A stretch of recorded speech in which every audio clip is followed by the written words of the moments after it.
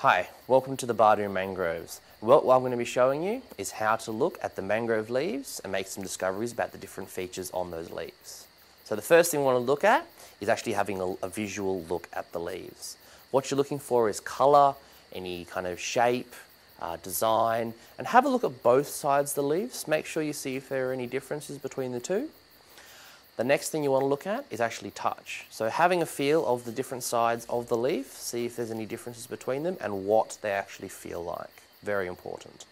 And last but not least, from the sample of leaves provided, take one leaf off, doesn't need to be a big one, and this is a taste test. So using your thumb, rub your thumb on the underside first, have a taste, see if it tastes like anything you can think of, and then the top side. So rub. Check it, see if it tastes like anything. And that's all you need to know. That's how you test leaves in the mangrove forest.